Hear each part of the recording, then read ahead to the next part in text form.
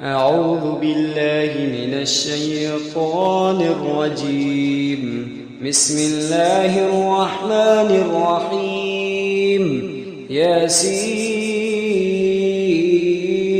والقرآن الحكيم إنك لمن المرسلين على صراط مستقيم تنزيل العزيز الرحيم لتنذر قوما ما أنذر آباؤهم فهم غافلون لقد حق القول على أكثرهم فهم لا يؤمنون إنا جعلنا في أعناقهم أغلالا فهي إلى الأذقان فهم مقمحون وجعلنا من بين أيديهم سدا ومن خلفهم سدا فأغشيناهم فهم لا يبصرون وسواء عليهم أنذرتهم أم لم تنذرهم لا يؤمنون إنما تنذر من اتبع الذكرى خشي الرحمن بالغيب فبشره بمغفرة وأجر كريم إنا نحن نحيي الموتى ونكتب ما قدموا وآثارهم وكل شيء أحصيناه في إمام مبين واضرب لهم مثلا أصحاب القرية إذ جاءها المرسلون إذ أرسلنا إليهم اثنين فكذبوهما فعززنا بثالث فقالوا إنا إليكم مرسلون قالوا ما أنتم إلا بشر مثلنا وما أنزل الرحمن من شيء إن أنتم إلا تكذبون قالوا ربنا يعلم إنا إليكم لمرسلون وما علينا إلا البلاغ المبين قالوا إنا تطيرنا بكم لئن لم تنتهوا لنرجمنكم وليمسنكم منا عذاب أليم قالوا طائركم معكم أئن ذكرتم بل أنتم قوم مسرفون وجاء من أقصى المدينة رجل يسعى قال يا قوم اتبعوا المرسلين اتبعوا من لا يسألكم أجرا وهم مهتدون وما لي لا أعبد الذي فطرني وإليه ترجعون أتخذ من دونه آلهة إن يردني الرحمن بضر لا تغني عني شفاعتهم شيئا ولا ينقذون إني إذا لفي ضلال مبين إني آمنت بربكم فاسمعون قيل ادخل الجنة قال يا ليت قومي يعلمون بما غفر لي ربي وجعلني من المكرمين وما أنزلنا على قومه من بعده من جند من السماء وما كنا منزلين إن كانت إلا صيحة واحدة فإذا هم خامدون يا حسرة على العباد ما يأتيهم من رسول إلا كانوا به يستهزئون ألم يروا كم أهلكنا قبلهم من القرون أنهم إليهم لا يرجعون وإن كل لما جميع لدينا محضرون وآية لهم الأرض الميتة أحييناها وأخرجنا منها حبا فمنه يأكلون وجعلنا فيها جنات من نخيل وأعناب وفجرنا فيها من العيون ليأكلوا من ثمره وما عملته أيديهم أفلا يشكرون سبحان الذي خلق الأزواج كلها مما تنبت الأرض ومن أنفسهم ومما لا يعلمون وآية لهم الليل نسلخ منه النهار فإذا هم مظلمون والشمس تجري لمستقر لها ذلك تقدير العزيز العليم والقمر قدرناه منازل حتى عاد كالعرجون القديم لا الشمس ينبغي لها أن تدرك القمر ولا الليل سابق النهار وكل في فلك يسبحون وآية لهم أنا حملنا ذريتهم في الفلك المشحون وخلقنا لهم من مثله ما يركبون وإن نشأ نغرقهم فلا صريخ لهم ولا هم ينقذون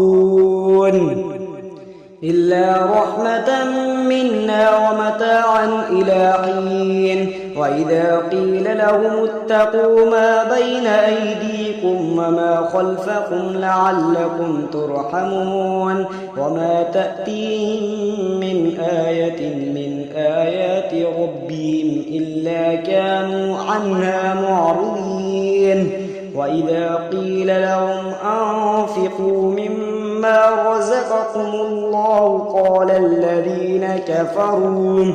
قال الذين كفروا للذين آمنوا أنطعم من لو يشاء الله أطعمه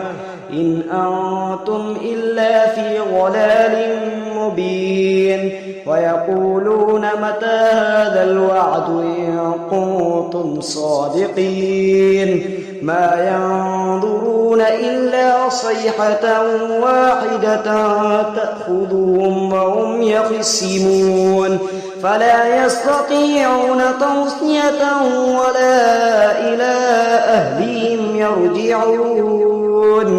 ونفخ في الصور فإذا هم من الأجداث إلى ربهم ينسلون قالوا يا ويلنا من بعثنا من مرقدنا